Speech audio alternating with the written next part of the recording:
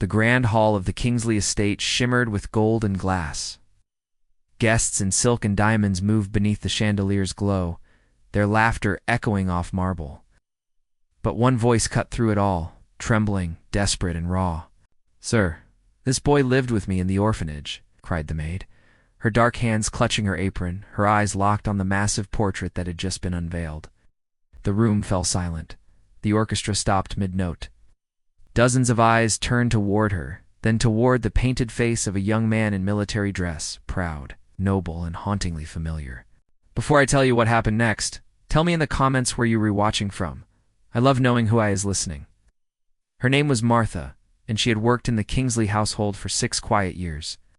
She was the kind of woman who blended into the background, polite, invisible, dependable.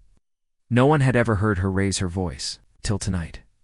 The unveiling had been meant as a tribute, the late heir of the family, Edward Kingsley III, a philanthropist and war hero. The guests whispered about his bravery, his sacrifice, his legacy, but Martha wasn't listening. Her hands trembled as she stared at the painting. That face, she had seen it before, not framed in gold, but smeared with dirt and tears, a child's face behind the cracked window of the St. Helena orphanage. "No," she whispered, stepping closer, her heart pounding. "That's not Edward Kingsley. That's Eli." The patriarch Lord Kingsley himself frowned from the head of the table. "Martha, control yourself. You must be mistaken." But Martha shook her head, tears forming. "Sir, I remember him. I remember the scar near his ear, the one from climbing the old apple tree. I bandaged it myself." Gasps filled the room. A few guests murmured, "Could it be true?" Lord Kingsley's face hardened. "Enough. That portrait is of my son. Do not disgrace his memory." But Martha stood her ground. For years she had served quietly. Now her voice trembled, but did not break. "Sir, please. I cared for that boy long before anyone called him your son." The crowd parted as the old butler, Thomas, stepped forward. His hands shook as he removed his spectacles. "My lord, perhaps we should hear her out." Lord Kingsley's jaw tightened, but he nodded stiffly. Martha took a deep breath. The memories came rushing back, rain on broken glass, children shivering in thin blankets, a boy with fierce blue eyes who refused to cry even when hungry. "Eli came to the orphanage when he was 7, she said softly.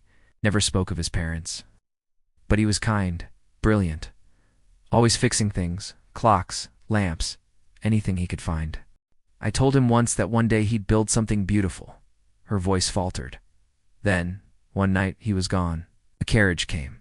A man in a dark coat said he'd been chosen for adoption. We never heard from him again. The silence that followed was thick enough to choke on. Lord Kingsley turned pale. "Adopted? But we never—" He stopped, eyes flickering with realization. Thomas lowered his gaze. "My lord, it was a childless cousin, Mr. Alcott. He handled the adoption privately years before your son's arrival." The guests exchanged stunned looks. Martha's hands trembled. "Sir, your Edward is Eli. I would stake my life on it." Lord Kingsley staggered back, gripping the edge of the table. "You're telling me—" "My son was an orphan." Martha met his eyes, her voice barely above a whisper. "No, sir. I'm telling you, he was loved long before he ever became your son." The air shifted. You could hear nothing but the soft hum of the chandelier above them. The next morning, Lord Kingsley summoned Martha to his study. She came expecting dismissal, maybe worse. But the old man's eyes were red, his hands trembling as he held a worn photograph, one he had found in Edward's belongings. It showed a younger Edward holding a small, tattered teddy bear.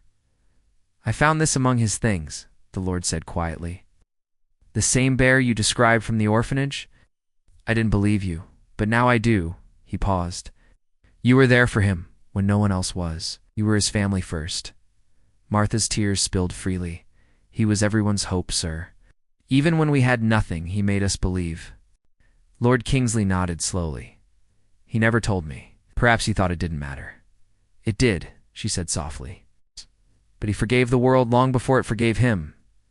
Months later, when the Kingsley Foundation for Orphans was established in Edward's name, The first plaque bore a simple inscription beneath his portrait: "To those who see worth where the world sees none."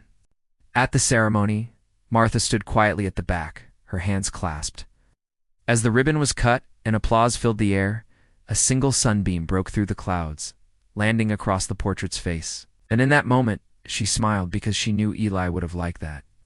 Because love doesn't fade with distance or title, it finds its way home, even through the cracks of time. And sometimes, the smallest voice in the grandest room speaks the loudest truth. If this story touched your heart, take a moment to subscribe to Whispered Words, where stories of courage, kindness, and redemption remind us that no act of love is ever forgotten. And tell me in the comments where you're rewatching from.